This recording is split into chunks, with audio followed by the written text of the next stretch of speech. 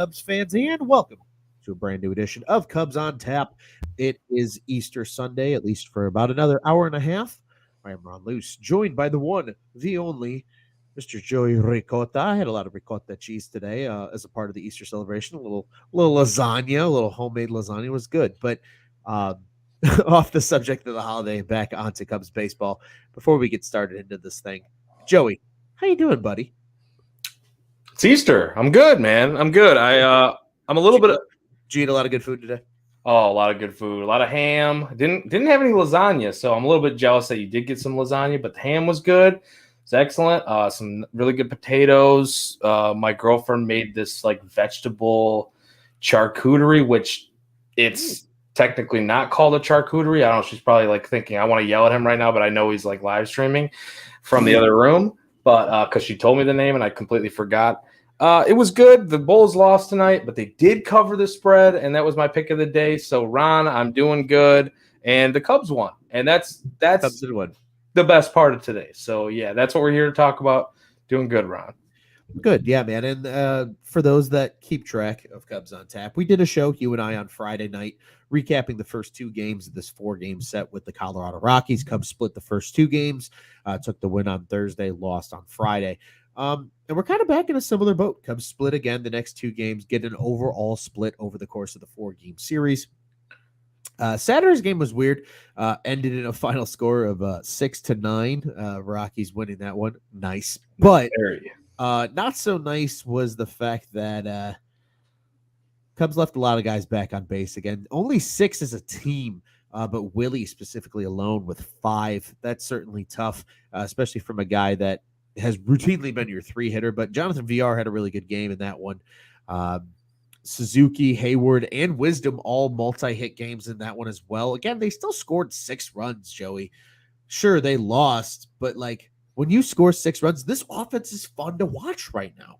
Like I keep joking about it on Twitter. Like the small ball Cubs are actually kind of fun to watch because, you know, Madrigal hits a double and then the next batter, Willie pokes one down the right field line and it scores Madrigal. And literally in 2 pitches, boom, that's a run scored. And I'm like, wow, where has this Cubs team been? Because we said it time and time again, they need more contact bats. And they have this good balance of power and average. They still lean a little heavier average, I think, right now as a team. But, dude, again, 6 runs even in a loss is still an encouraging sign, if you ask me. Really good offensive weekend just as a whole for the Cubs in this 4-game series. It actually set the team record, I think, for doubles in a series against the Rockies. So, again, Cubs hit, but still get the loss on Saturday. Any quick thoughts from that one?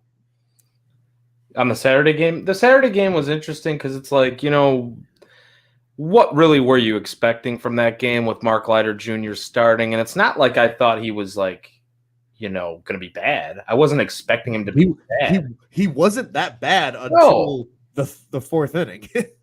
Yeah, that 4th inning, he kind of ran into trouble. Like second time through, right? Like you kind of saw, you know, he was getting some whiffs there. Like he was getting some whiffs there early on. I actually thought maybe, and we kind of talked about this before hopping on here, I thought maybe he should have thrown his curveball a little bit more. Because that thing, yes, it's a slow pitch. He throws it like on average at 71 miles per hour. I get it.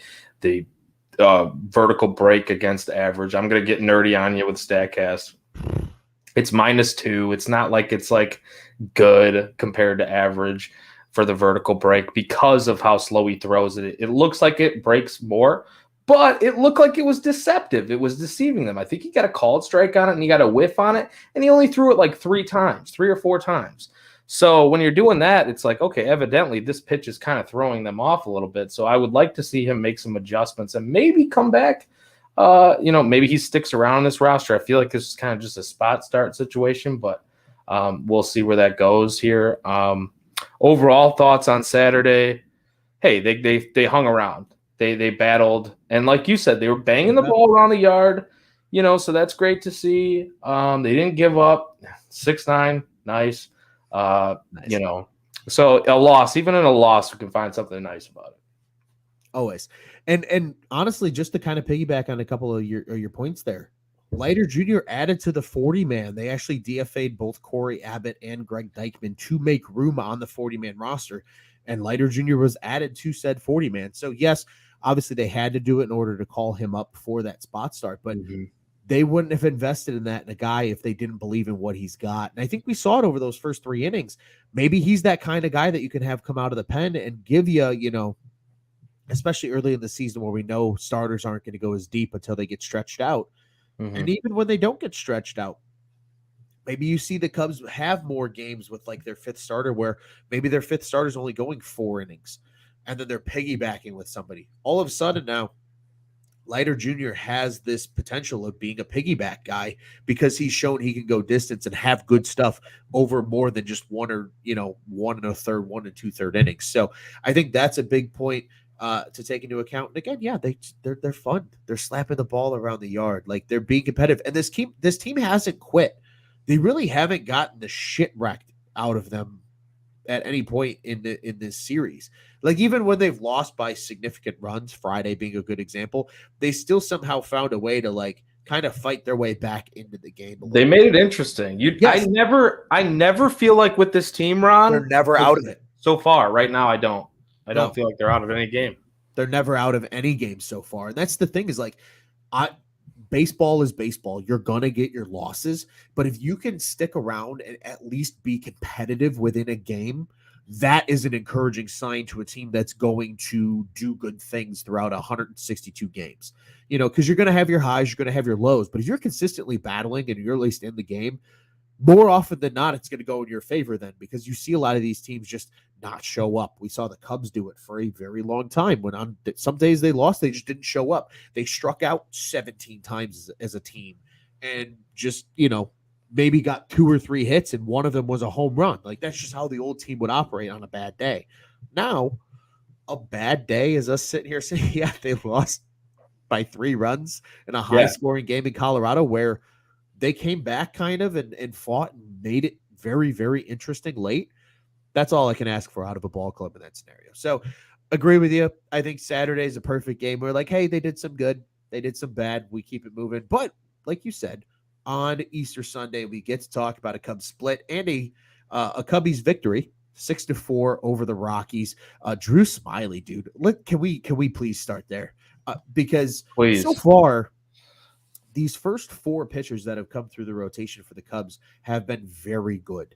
Yes, Stroman ran into trouble yesterday. You brought up a great point about guys that rely heavily on movement struggle in Colorado sometimes because the break isn't there the same way. Sometimes being a gas pitcher in Colorado actually benefits you.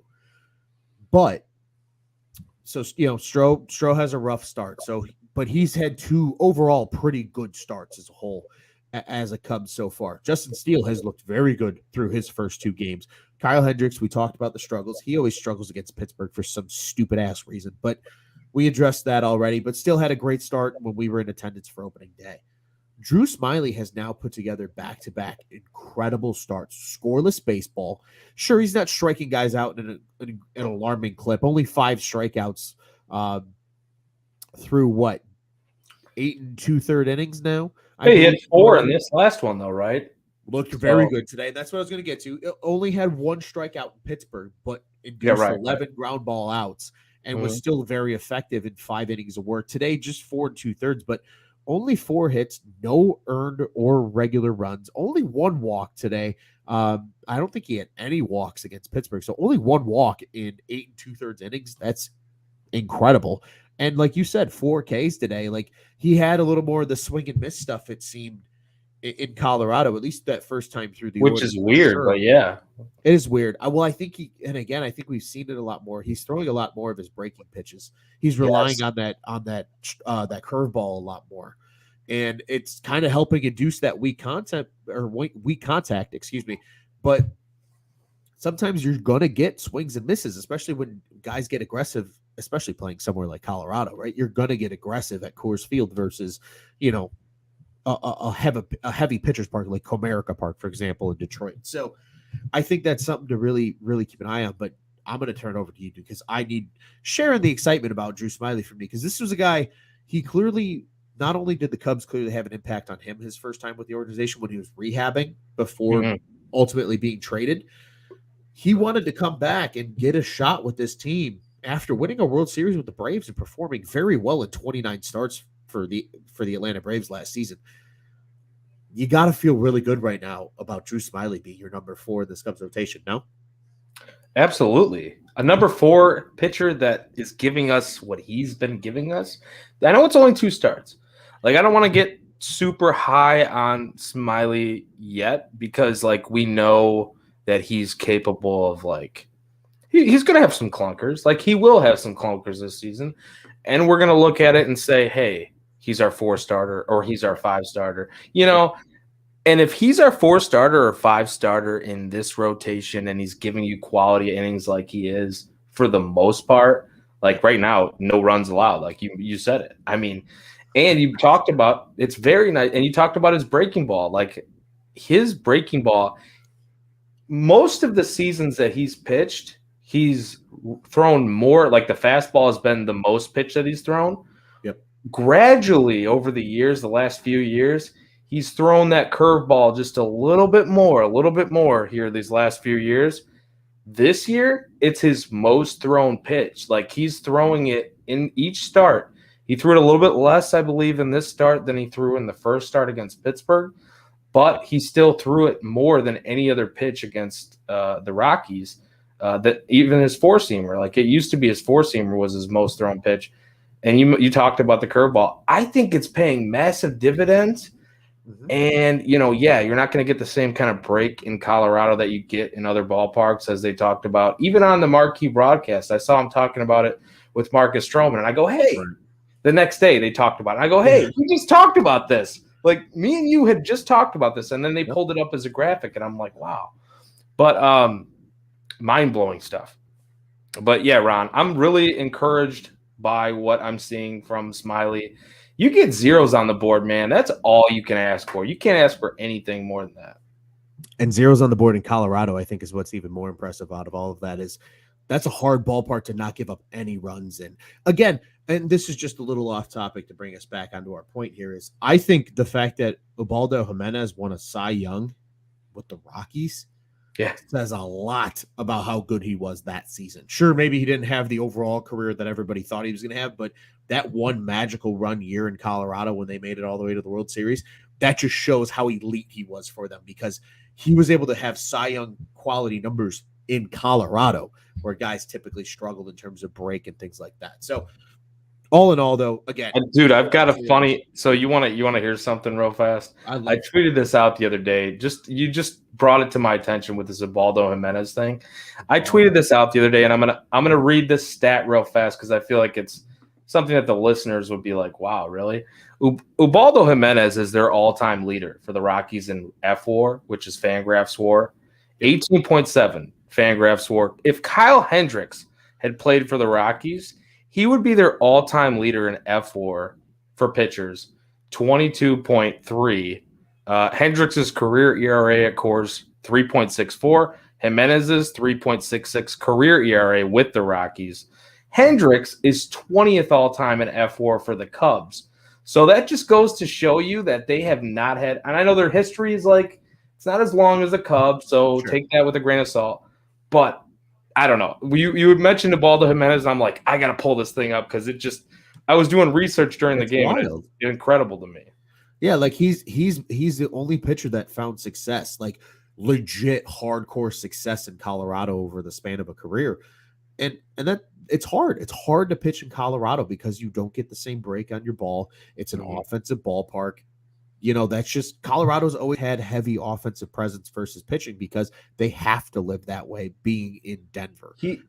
He had such a, I don't know, like, I'm sure you remember him, Ron. Like, his delivery was so funny. It was almost like that, kind of like, was that he used like to high, pick up like over the top. Yeah, like a windmill type of delivery for Ubaldo. It was real. It was actually really cool to see, but it was like, how is he doing this? Right. But that's enough of Ubaldo. I'm sorry for. We're diving into Ubaldo Jimenez on a late Sunday night here on Cubs on Tap. But no, like seriously, dude, I think that just speaks volumes to the type of weekend, really in first 2 starts for Smiley. But in Sunday's game, 2 runs given up by both Efros and Rucker. even though he is credited with one of the holds in this game. Givens gets the other one. Rowan Wickett gets the W ultimately. David Robinson already 3 saves for the Cubs in this early season, certainly proving dividends at the back end of that bullpen. But Joey, a guy that we've been excited to talk about, he was technically only 1 for 3 today, but a home run, 2 walks. This guy's got video game numbers through 9 games so far. Seiya Suzuki is everything that we have hoped for as Cubs fans. Already slashing it at an unbelievable clip. And you and I talked about it. So right now he's slashing.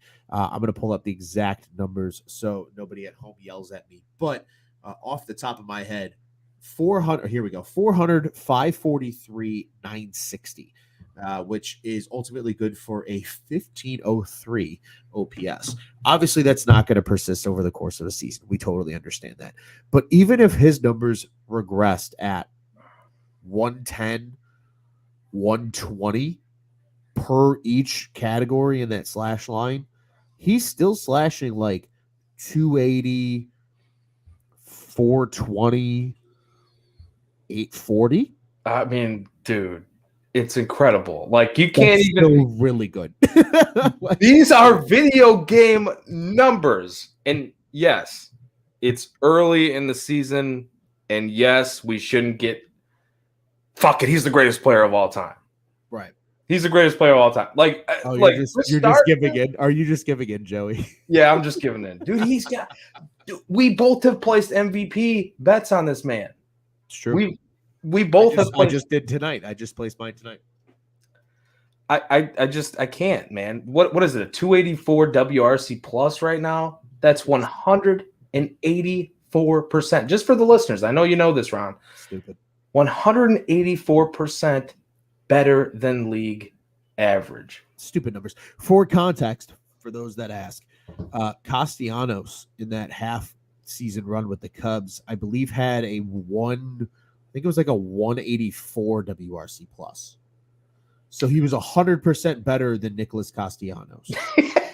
Which, think about it in that context. Think about it in that context. Yes. Still wild, nonetheless. And what, an 8-game hitting streak to start his career? Because I'll correct this. I saw that. I like that little look, the little research you did after we talked about it on Friday. I'm glad I had to expand on it. Absolutely, because like, dude, I think we're all like kind of our biggest critics at the end of the day. And I will say this, I was wrong because I thought that a plate appearance would count against someone's hitting streak.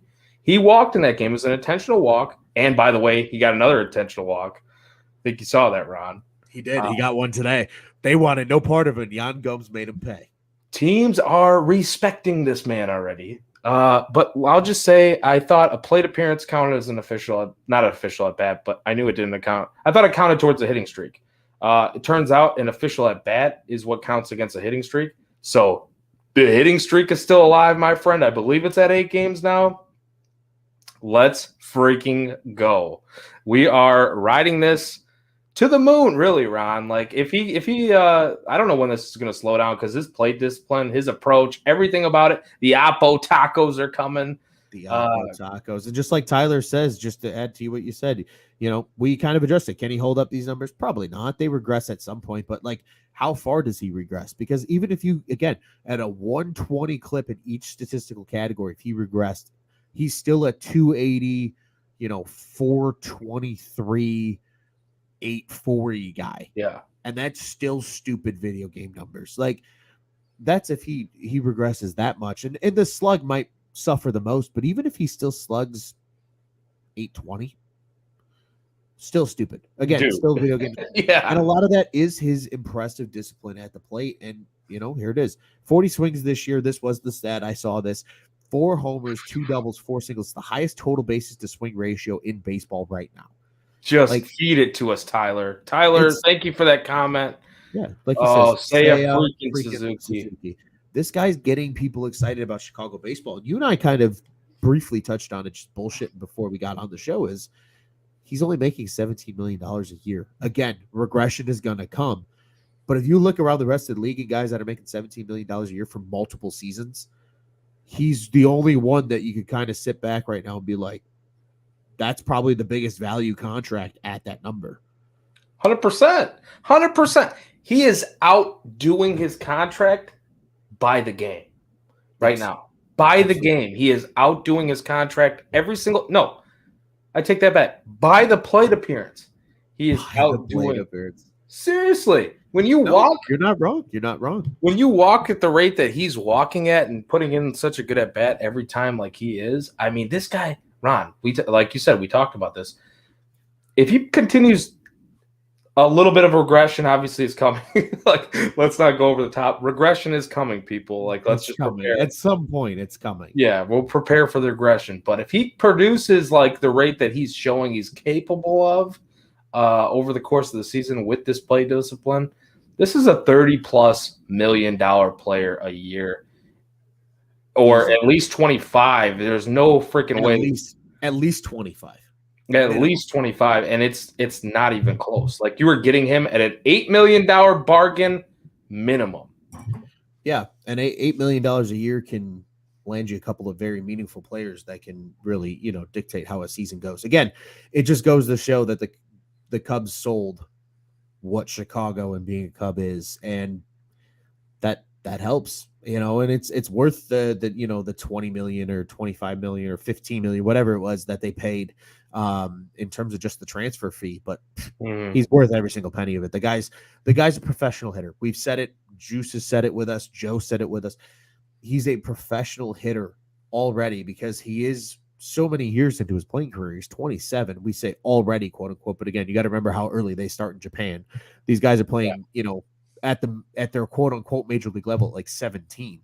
So, he's 27. He's prime age. And he's a grown-ass man. And look at today's home run. He just takes that thing, flicks the wrists, takes what he's given. That's what's so impressive. He takes what he's given. He just pokes that thing out to right field. Yep. And it gets enough steam to just clear the wall. And sure, you might be like, well, it's a cheap home run.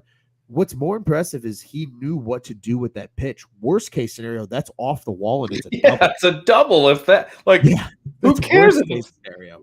Like, who cares if it's a cheap home run in Coors Field? And like, that's actually a pretty big ballpark, but like, cheap home run over there. Okay, fine, I get it. But like, he did what he was supposed to do with that pitch, and like you said, that's all you can ask. And I love what like Joe Maris said on this podcast when we were like a couple episodes ago.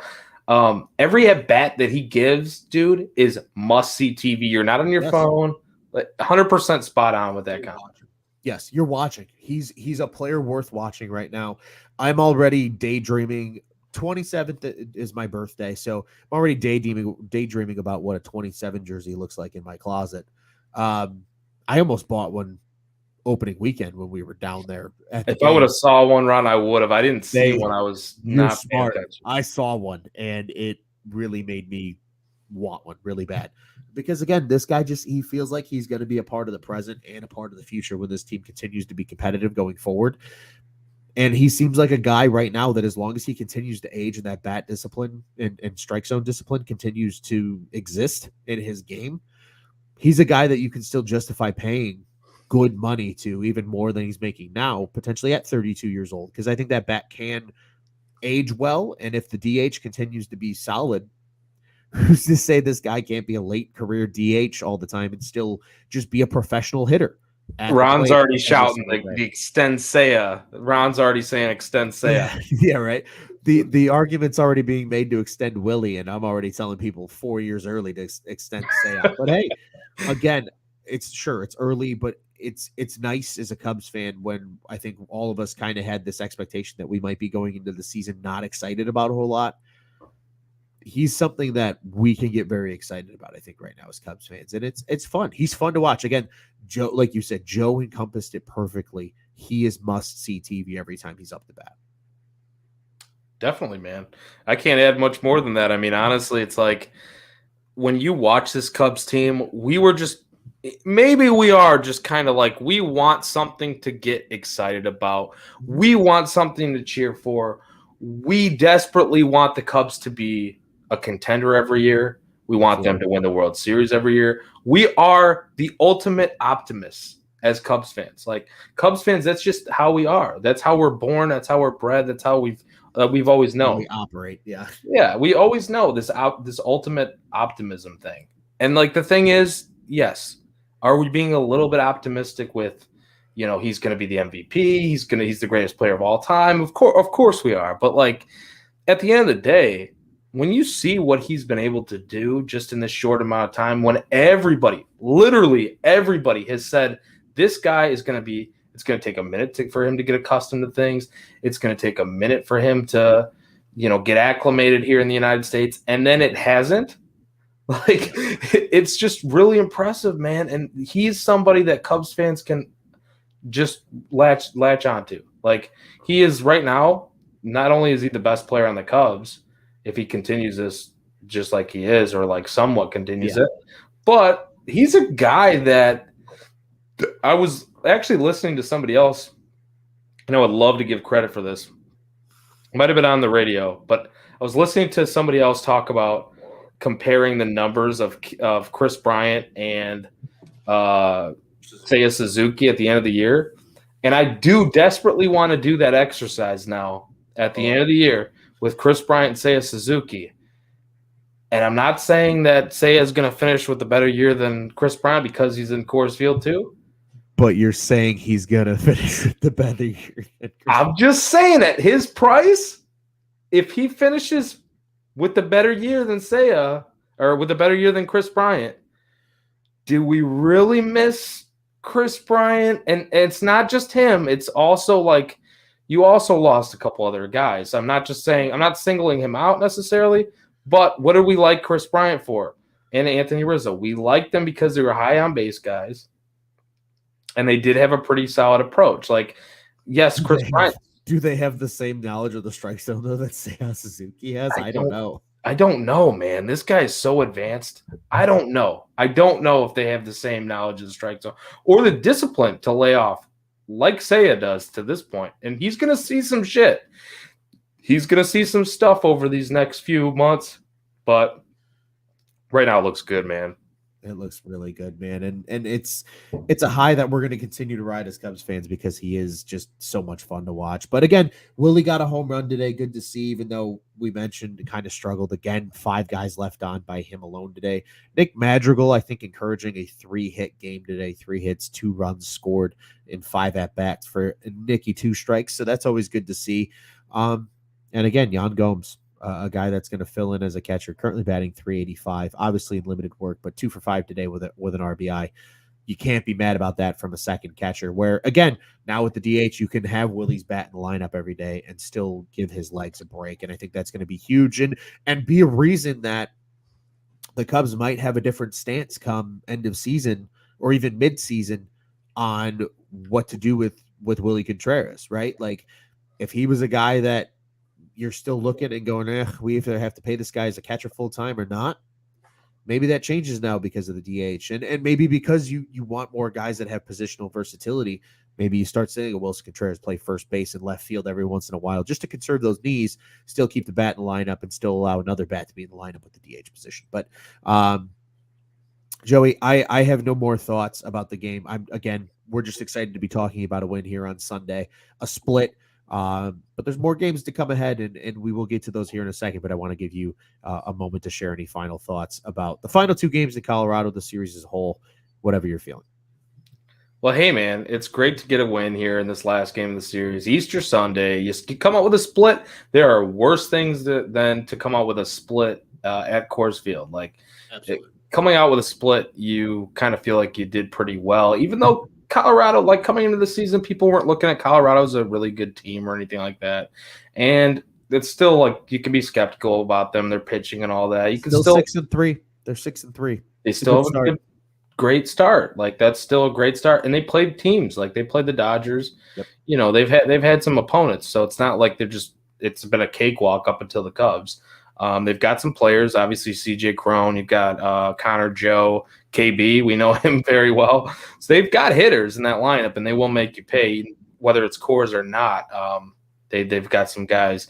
But with that said, like you talked about Contreras, I guess that's kind of my final thought is I love what I see from him at the plate.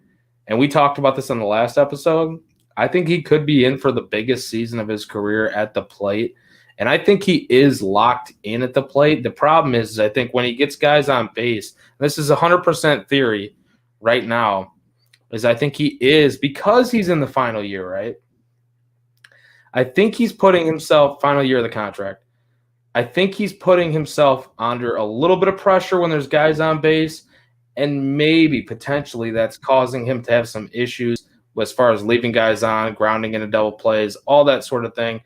But he is locked in. Like when there's nobody on base or when it's like guy on first base, Willie is like, he's kind of on it right now. Like he is, I mean, the home run today kind of solidified that, but he was hitting the ball hard in Pittsburgh as well. Like he had a pretty good series. So other than Saturday, wasn't really, I think he was 0 for 4 on Saturday, I believe. But no, man, Willie, that's just kind of my final thoughts, is just like, if I could talk to Contreras, just, hey, settle down. You don't need to be like, you're locked in right now. You know you are. Don't try to do more than you can do. Like you can easily hit a double here. You can hit a home run here if you square it up. Just see the ball, hit the ball. Don't worry about who's on base. Yeah, see ball, hit ball. You do that, boo-boo, and all the good things will come with it. And our buddy Scott Crawford, Scott from Iowa here. Fun fact, every team the Cubs have played this year is at 500 or over. So, again, reaffirms our point. Yeah, the Rockies aren't some slapdick team that the Cubs are playing this early in the season, and vice versa. Like this is a good matchup between two really good teams that, at least again early on, look good, showing good signs. I will say the only benefit that I had of the weekend of CJ Crone was that helps the fantasy team. So I felt similarly about that. I felt similarly about Connor Joe, if we're being honest. Yeah. It happens. You get those every once in a while where like, ooh, well, at least it's your silver lining, really, when the Cubs get their shit kicked in, is when you have a guy on the other team that's a fantasy player who does well. So, but it is what it is. Nonetheless, we will go ahead and look forward. Cubs split with the Rockies, but they have the Tampa Bay Rays coming up for a 3-game set back in Chicago. All these games at Wrigley Field. All 6:40 starts between Monday and Wednesday. And then now they welcome the Pirates to Wrigley for a 4-game set then over the weekend. We'll look to that series after Tampa's, but just mentioning that a 7-game homestand coming up now for the Cubs before an off day a week from Monday, as they then venture out to play the defending World Series champion Atlanta Braves down in the ATL. So looking at that Rays series, Joey, pitching matchups currently are listed as follows. We have Kyle Hendricks against Shane McClanahan on Monday. The Rays coming into this one 5-5 after being defeated in the series by the White Sox on the other side of town. Rays got the win today on Sunday, but lost 2 of 3 to the White Sox. Tampa still TBD for their pitcher on Tuesday, but it will be Justin Steele, rocking a 1.93 ERA. That's cool and tough going into his start then. And then it will be the Stroh show on Wednesday, taking on Rasmussen for Tampa Bay, who has been one of their kind of, I guess, guys that people are kind of hyped about a little bit this year. I actually just dropped him from a fantasy team because I was underwhelmed to start the year, but I needed a different pitcher. We won't get into all that mess. But nonetheless, Joey, thoughts for the series coming up against Tampa? Again, a very good team. They are 500 to start the season, just coming off a series loss to the White Sox on the other side of town. What are your thoughts going in for the Cubs? And they throw their 3 top pitchers in this series against a really good Rays team. The floor is yours, my friend. Yeah, I mean, like, get wins. Easier said than done. I mean, I know, like, that's kind of like get some dubs. Just get dubs. Just get dubs.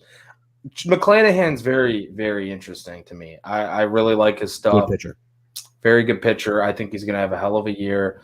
Last year, his batted ball metrics were not as good, like hard hit rate, exit velocities, all that were not as good last season. So far this year, so far good.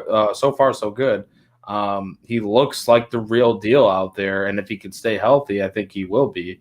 Rasmussen, you kind of mentioned him a little bit with, being kind of like a sleeper that everybody was on for fantasy. I do think that that's the case, like with Rasmussen. You were talking about Rasmussen, not McClanahan, right? When you were talking about that? About dropping him in fantasy? Yeah. No. Because on the same team, I have McClanahan, and he ain't going anywhere. Yeah, you can't drop McClanahan. I was gonna say, that's what I thought you were talking about. I agree about dropping him anyways. This isn't a fantasy show, but no, man, I'm excited. You got Hendricks, you said, leading it off here. Let's see what he can do. Bounce back from that Pittsburgh series. Hey, throw some change-ups. Like, I understand that it's going to be cold. It's going to be cold in Chicago. Channel opening day. It was chilly in Chicago. Channel opening day. I love that. Be chilly tomorrow on Monday when the Cubs and Rays play. And you know what that means too? You throw some more off speed. Not that he doesn't always throw off speed. He will. But I'm just saying you throw even more off speed, a little bit more change-ups, kind of get back to that level of what you were doing opening day. Necessarily now that the film is out on the Pittsburgh game, but you kind of throw a little bit more change-ups. Weak contact. Dude, they're going to have weak contact when it's cold, right? Like, it's bound to happen. So you can't really hit the ball as far when it's cold. I want to see him dominate in this next start, fix get the command back. The command was a little bit off in that Pittsburgh game, and Pittsburgh has killed them over the last couple of years. Get some dubs. Win 2 out of 3. Take care of freaking Pittsburgh this weekend, and let's freaking go. We got a home. This is a homestand we should take advantage of. Let's come out on top. Well, I don't want to lose more than 2 games out of this homestand. I like that. A 5-2 record would be sexy. You at least want to go 4-3, though. Continue to stay above 500. That would give them 2 games above 500 rolling into next week when they take on Atlanta, then, if that is able to uphold. Excuse me. And yeah, I'm right there with you, man. Like, just get wins. This Tampa team's a little beaten up right now. They're kind of in a transition phase for them, right? Like, Austin Meadows was a key piece for them. He's gone. He's in Detroit now. You know, they're going through some new pitchers. Glasnow's hurt. Snell's not there anymore. They're trying to find that next wave of starters. Right now it is McClanahan, but really, if you look beyond that on the roster, there's a lot of question marks on that Tampa Bay roster. Luis Patino I think, got put on the 60-day IL like a couple days ago. So that's arguably your number 2 pitcher already gone for the Rays. They have a lot of question marks on that starting staff. It's about the Cubs continue to do what they've done all season long, which is score runs early. I think they've scored a first-inning run in almost every game so far this season. I think only one that they didn't do that.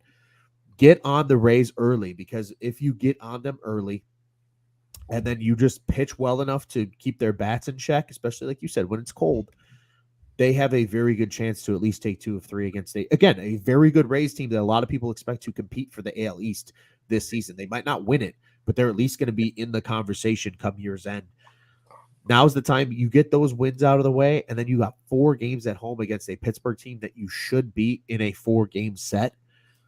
Maybe all of a sudden now, like you said, Joey, you are setting yourself up for 5 wins here on the homestand. That would be huge coming out of it.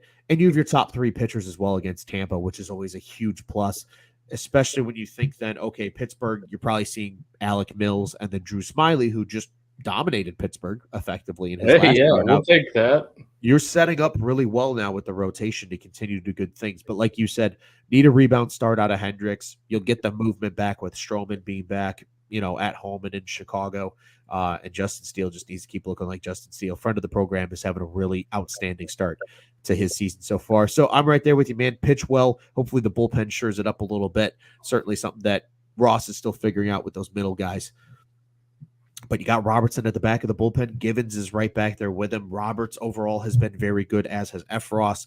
You have like 3 or 4 guys that you have some confidence in. They're still just trying to work through the other pieces there in that bullpen. But Joey, I need a fly the W pick from you for this Tampa series. Who do you got before we go ahead and exchange pleasantries before getting on here? Yeah, man, this is really tough. By the way, I want to point out, and there was a tweet, I think, by Michael Cerami. I want to say that there was a tweet pointed out. The Cubs are leading the league in batting average. They are 281 team batting Just average. Incredible. And so you love to see that. It's important that people realize how well this team is actually hitting, I think. So, and not that we haven't talked about it enough, but I think that that's definitely worth noting there. McClanahan being the lefty starting this thing off makes me kind of want to go with a righty, because I feel like you take this game 1, a right-handed hitter. You take this game 1, you smack him in the mouth right off the bat. Smack him in the mouth. Just smack him in the mouth. Like, as Italian as it gets. Ron had his lasagna with ricotta cheese in it tonight.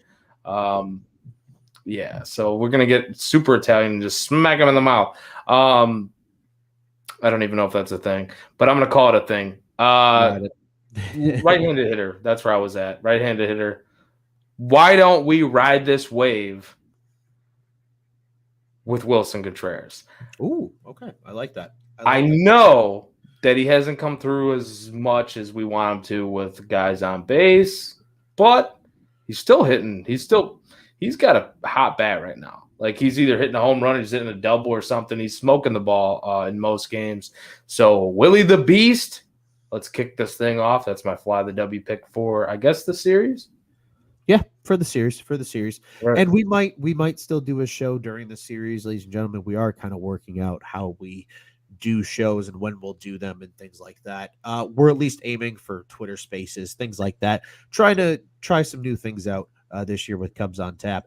But I like that pick. I think Willie's a good pick. Speaking of another righty, our buddy Scott Crawford here. Oh yeah, we didn't mention that. The red hot doubles machine. Patty Wise had a nice series in Colorado this week. He needed that, if nothing else, for the mental. A lot of doubles, hitting the ball hard. If he can bring that back and apply that for the rest of the season, I think he's set for a rebound after his little bit of a slow start.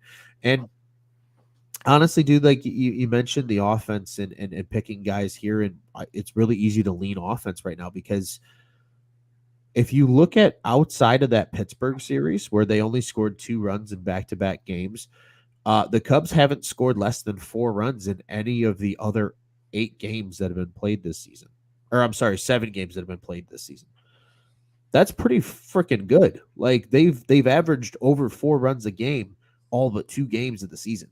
That's incredible and very odd for this Cubs team. They scored at least 5 in every single one of those Rockies games, despite doesn't that I want you're gonna give your father W pick. Doesn't that go back to what we talked about preseason, where it was like maybe this team they won't put up like they won't have those games, like 14 runs or something like that, but like consistency of like 3, 4, 5 runs. Yeah, that's all we want. Yeah, very consistent. Go ahead with your. And if you really think about it, they have 3 games this season that they've scored over 6 runs. Yeah, so they're even out. They're even outdoing like what I was kind of foreseeing there. Yeah, like or what we talked about. 2 games in Colorado with 6 runs, and then he had 9 against Milwaukee in game 2 of the season. So real good start offensively for the Cubs right now. And again, leading the league in batting average. Again, I know it's early. We know it's early. That's still something worth noting where people thought this team was going to come out of the gate and just fall flat on their face. And they have not by any means. Fly the W pick. See, here's the thing is like, you're going to enjoy this pick. Big players make big plays in big games. The Tampa Bay Rays have been a very good organization for a very long time. They find ways to win out of nowhere, very unconventional. They're a Moneyball team. We joke that the Dodgers have become what Moneyball is with money, right? Like when you actually have money to support the Moneyball theory, you get a team that can just continue to replicate talent, trade for talent, and when that talent gets too expensive, either they can move it or they can just develop a guy to replace them. Like they have options at every outlet. The Cubs are trying to get there, right? I think that's what the kind of the model is, right? This Moneyball model that eventually will hopefully have money behind it. Go take down the Goliath that has made this model work for so many years, even though they are one of the lowest payrolls year in and year out in baseball. Tampa is still a very respected team around the league, and everybody knows that if you disrespect them at all over the course of a season, they will bite you in the ass, and they will be in the hunt in the AL East at the end of the season. They might not win the division, but they'll at least be there. They'll at least be making noise. Go out this week and stick it to them, and you need your big guns in order to do that. If this team has any chance of a sweep, I think they win 2 out of 3. But if they want to go for the sweep and really put an exclamation point on this series against a very good Rays team, Seiya Suzuki needs to continue to ball out. Let's go. I'm gonna ride the Seiya train this week. He's my fly the W pick for this Tampa series. Dude, come out and set the tone. Like if Seiya Suzuki, I need David Ross moving Seiya Suzuki up the lineup, especially for this series. He needs more at bats, especially when you know they have the chance to lock down in the bullpen like they do in Tampa. Give Seiya as many at-bats as humanly possible because you see it time and time again. The dude doesn't swing much because he reads the zone so well, but when he does swing, it usually results in really good shit. Give him every opportunity to succeed. If he's not hitting above 4 in the lineup for more than one game of this series, I will be slightly upset with David Ross. He needs to be up there making shit happen. Seiya Suzuki is my Fly the W pick. Before we get there, Joey, you got something to share real quick before we start to sign off? Not much. I love the pick. I mean, if I would have been upset if one of us did not pick Seiya, and so I apologize that I could have just taken first pick. Hey, that's okay. First pick, yeah. Like Juice said, if I got first pick, I'm taking Seiya. You took Seiya, and I'm so glad that you did, and I agree with you. You need the big guns. Dude, Yeah. Why is there a reason? I love Ross. Like you said, though, is there a reason why he's not hitting at least 4th every day? Like, at least 4th. My hypothesis is that Ross is just trying to ease him in, and by hitting him lower in the lineup, maybe there's less pressure. Maybe sense. that's part of it. I don't know what it is. Maybe he's just trying to find where guys hit best. I think Seiya's a guy where no matter where you put him in the lineup, he's going to hit. Oh yeah. And I think Ross knows that. I think he's trying to give some of these guys tryouts early in the season in kind of those 2 through 5 holes to find who he can supplement there. And then I think eventually, Seiya today, I think hit 4, or at least he hit 5 today. He hit at least 5. Okay, yeah. If he's at least hitting 5, I could live with that. But he realistically should be hitting either 3 or 4. At worst, he needs to be hitting 5. So we'll certainly see how that plays out over. And that's the thing too, Ron. Like, I don't get me wrong, the production mostly throughout the lineup has been good. Like, I don't think we can really argue with too much of like the buttons that Ross is pushing. Like, I know people want to complain about lineup all the time, and you see that even on the South Side, where our Sox on Tap guys, who I'm not saying they are the guys that are doing it, but like, people have major issues with where Andrew Vaughn hits every day. It seems like I see that tweet out there from somebody every day. Yeah. So I don't really want to be that guy that's like talking about like where he's hitting in the lineup. But at the end of the day, like you said, get this guy as many at-bats as humanly possible. I'm not saying he has to hit leadoff, but like 3rd, 4th, like he just seems the ideal guy of that type of spot. 2, 3, Absolutely. 3, 4. And here's where I will quickly just tip my hat to what La Russa is doing on the South Side is he's hitting Tim Anderson, Luis Robert 1 and 2. Mm-hmm. You got your spark plugs right at the top of the lineup. That's not a bad thing. That's really not a bad thing. If Seiya continues to be a spark plug for this team, and maybe a guy like honorable mention here for a Fly the W option is Jonathan VR, who just continues to hit. If at some point the recipe maybe in the season to kickstart the offense, if it goes cold, is to bat VR and Suzuki 1 and 2, you fucking do it. Explore with it. Ross has already shown he's willing to, screw around with the lineup and do kind of weird shit. I mean, he's had Wisdom hit as low as 8th, and he's had, other guys hit in really weird spots. Maybe it's okay to try and screw around. Nico Horner had a decent series. Maybe Nico gets a shot at higher up in the lineup and Madrigal moves down at some point. Maybe those guys become interchangeable.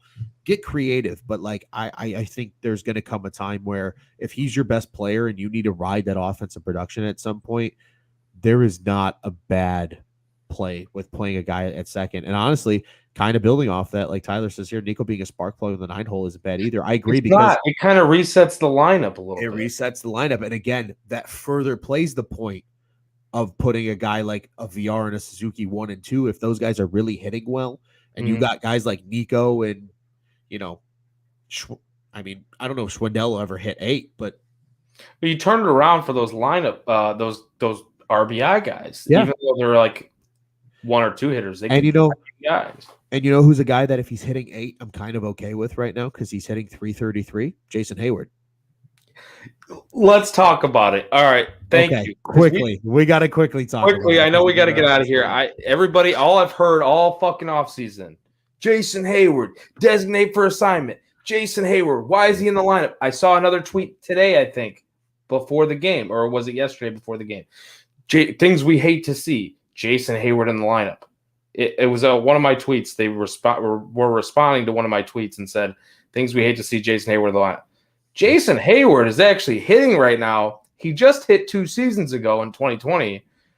If we get this kind of production, like if he, like you said before the show, 270, if he hits like 270 and his defense, that's a productive player. I'm not going to sit here and like go over the top and be like, hey, Jason Hayward, like, God, he's living up to his contract now. He'll never live up to his contract completely. Like, yes, it was great. We all know about the Game 7 World Series 2016, the speech, all that. I understand.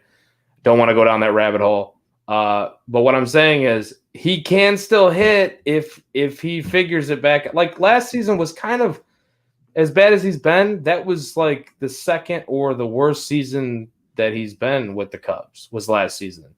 And he's not like super old. So, I mean, I don't want to just DFA the guy. Like, let's see what he can do a little bit. I agree. A 333 average of 400 on base. He's only slugging 444, but that's okay. The power isn't there like it used to be.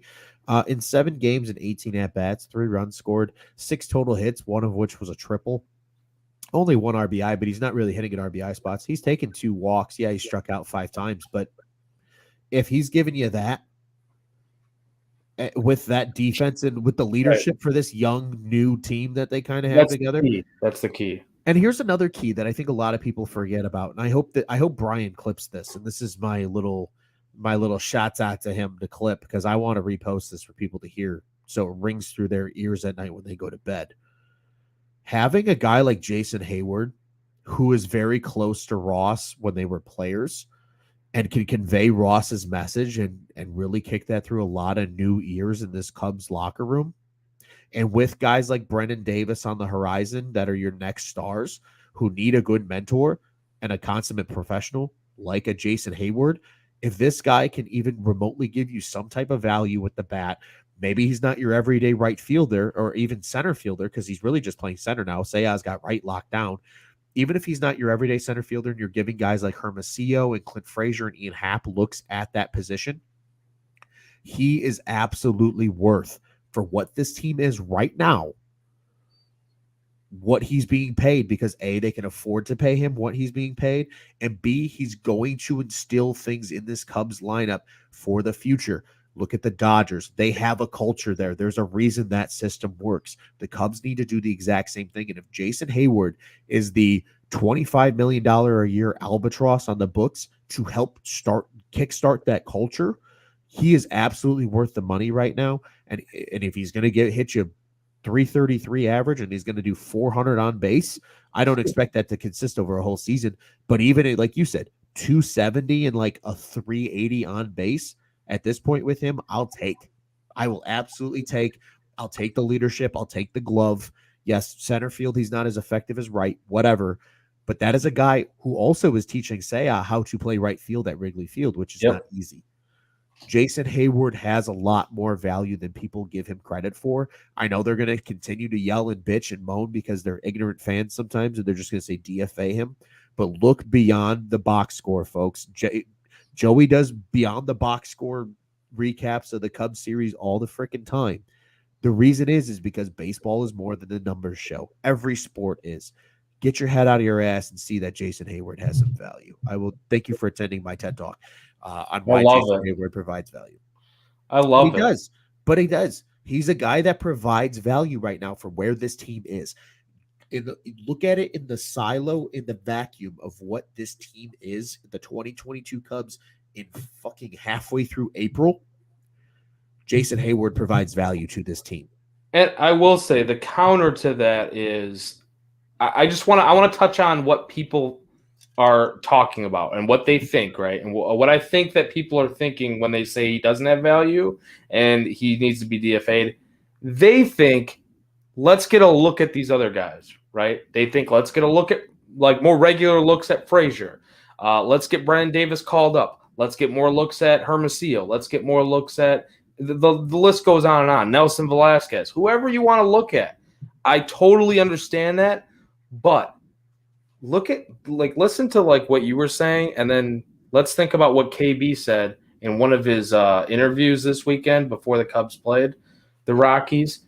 What did he say? He talked about those guys that were like big impacts on him coming up. He talked about Lackey, Lester, guys like that. And I know they were still like pretty solid and competing and still, like they're in their prime, especially Leicester.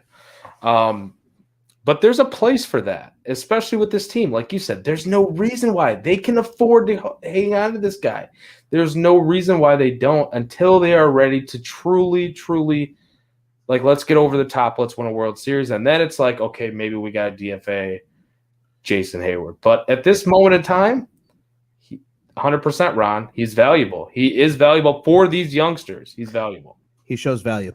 He's going to help instill that culture that the Cubs were still competitive and fun to watch down the stretch last year, even though they were a shell of what they were on opening day in 2021. Jason Hayward sees that. He's a consummate professional.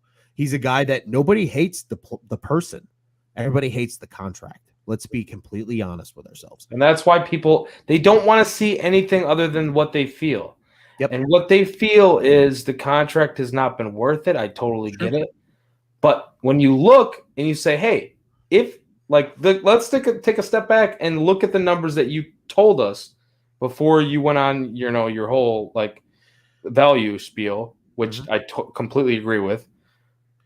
When you look at that, when you take a look and just look at the numbers, is he being productive this season? Yes. The answer is yes.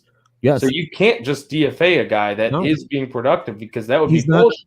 He's not hitting 150 something. Rafael Ortega is only hitting 150 something. He's hitting 333. Like, yes, it's not sexy the way he's getting the 333 and a 400 on base, but he's doing it. And that's all I give a shit about. I don't care if it's pretty as long as it's effective. Soft contact, fine. It's working. Yep, it works. And one last very quick thought before we wrap this thing up. Quick fire answer from our buddy Scott here in the comments. Odds on seeing a Killian start Thursday or Friday in Chicago, I say pretty close to 0. They're not going to rush him. There's no need to rush him. There's no need to rush anybody right now, especially because they're playing well. They aren't going to have to rush guys. Trust me, I would love to see Killian as soon as possible in Chicago, but if it's not needed, I don't think it's going to happen. And I think you agree with that, Joey. So probably nothing, but it's a fun thought. It'll happen eventually, folks. It'll happen this season. I think we see Caleb Killian before the end of the year. It's just it'll be a little while. Let the weather warm up in Chicago before we start talking about Caleb Killian starting games on the north side at Clark and Addison. I agree, Ron. Yeah, he's not coming up anytime soon. But I love the thought that like there's already excitement there too. Like what Scott's saying, getting excited about him is cool. I'm it's good to be excited about the future with the Cubs team. They're playing above 500 ball through almost 10 games of the season, and we're looking forward to guys that are going to be coming up. That's a nice recipe that this team I don't think has had at any point in my fandom. I can't remember this because even when they had the excitement of the prospects, they weren't playing good baseball. They were not playing good baseball. You had Javi Baez come up when they were literally playing. I don't remember what their record was going into. Like they were bad. They were bad. 14, that season, let's be honest, they were fucking horrible. Wasn't that a Mike? Or no, that was the lone. Our homeboy Ricky's boys don't quit. That was Ricky Renteria's lone season. Renteria's boys. Yeah, wait. Yeah, it was 2014 lone season. I was thinking Gail Swayman was definitely Renteria, and then they got rid of him. And then they canned his ass for Joe Madden. Yeah. And oddly enough, they were playing when Baez got called up. It was the Rockies as the series we were talking about. Yes, it was. Just and he hit a home run. Yeah. Yeah, one Oppo. Seiya Suzuki. Let's go.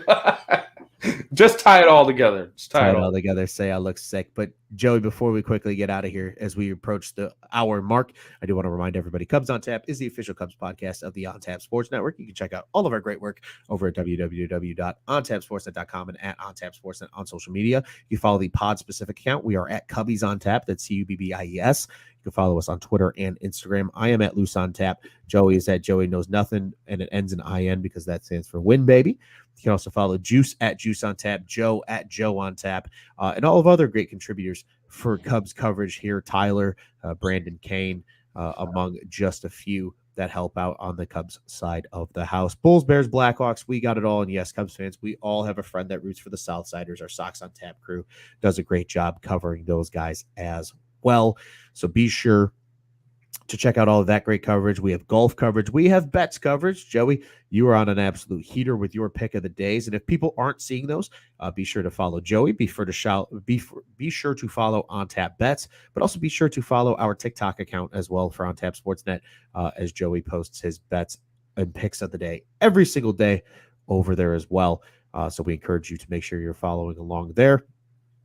Like we said, folks, you name it, we've got it. The On Tap Sports Network. Go ahead and check out what's on tap in Chicago sports. Joey, it's always a pleasure, my friend. The Cubs split with the Rockies. We got 3 games coming up against the Rays and then another 4 against Pittsburgh. A week at home for the Cubs before they venture out on the road again. But we'll be with you before that time comes, and we'll talk to you very soon. What do you say, Joey? We get out of here the only way we know how to at Cubs on Tap. Let's go, Cubbies. Go Cubs.